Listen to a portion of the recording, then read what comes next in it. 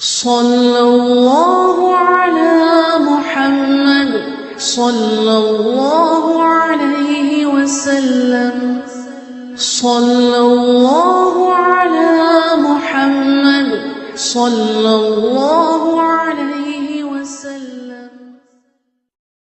നമ്മുടെ സന്തോഷമെന്ന് തിരിച്ചറിഞ്ഞ് അവരുടെ മനസ്സിന് വേദനയുണ്ടാക്കുന്ന ഒരു പ്രവർത്തനം നമ്മുടെ ജീവിതത്തിൽ വന്നാൽ നമ്മുടെ ഇബാദത്തിന് ഖബൂലിയത്തില്ല എന്ന നല്ല തിരിച്ചറിവ് വേണം.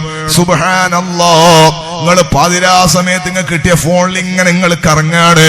പലരോടും അതാ ഗ്രൂപ്പ് ചാറ്റിങ്ങും പേഴ്സണൽ ചാറ്റിങ്ങും ഒക്കെ പലരോടും നടത്തുകയാണ്.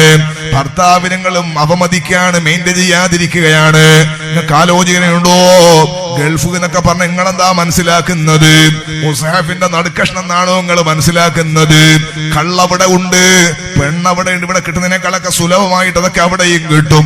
പക്ഷേ ഈ തിരക്കും ഡ്യൂട്ടിയെല്ലാം കഴിഞ്ഞിട്ട് ഈ ടെൻഷനും പിരിമുറുക്കവും കഫീലിന്റെ കലമ്പും അതുപോലെ തന്നെ എല്ലാ പ്രശ്നങ്ങൾക്കിടയിലും നടുവിലിങ്ങനെ കറങ്ങുമ്പോൾ എത്രേ അനാചാരത്തിലേക്ക് ക്ഷണിക്കാൻ എന്തൊക്കെ കോലം കെട്ടുന്ന പെണ്ണുങ്ങളാണ് അവിടെ ഉള്ളത്. എത്ര മെസ്സേജുകളാണ് ഫോണിലേക്ക് വരുന്നത്.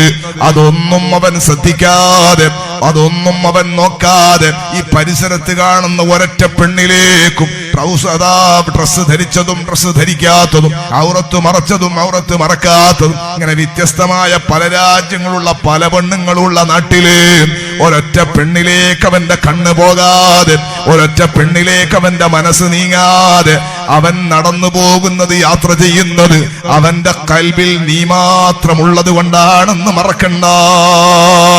നീയും നിന്റെ മക്കളും അവന്റെ മനസ്സിലിങ്ങനെ തെളിഞ്ഞ് കത്തി, നിന്റെ മുഖം അവന്റെ മനസ്സിലിങ്ങനെ പ്രകാശിച്ചു നിൽക്കുന്നത് കൊണ്ടാണ്.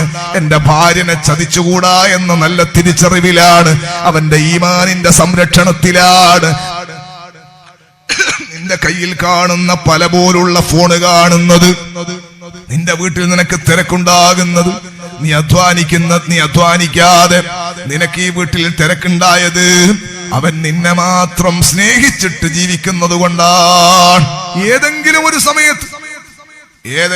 ഒരു സമയത്ത് അവന്റെ ശ്രദ്ധ ഒരു പെണ്ണിലേക്ക് തിരിഞ്ഞാൽ, എന്റെ ഭാര്യ എന്നെ മെയിൻഡാക്കുന്നില്ലല്ലോ എന്നുള്ള വേദനയിൽ ഒരു പെണ്ണിലേക്ക് അവന്റെ മനസ്സ് തിരിഞ്ഞാൽ, ഏതെങ്കിലും ഒരു മിസ് കോള് തിരിച്ചടിച്ചാൽ പിന്നെ നിന്റെ കയ്യിൽ പല പോലുള്ള ഫോണ് കാണൂല.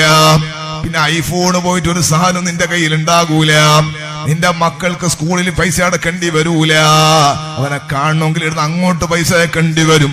അതൊന്നും അവിടെ മതിയാകൂല.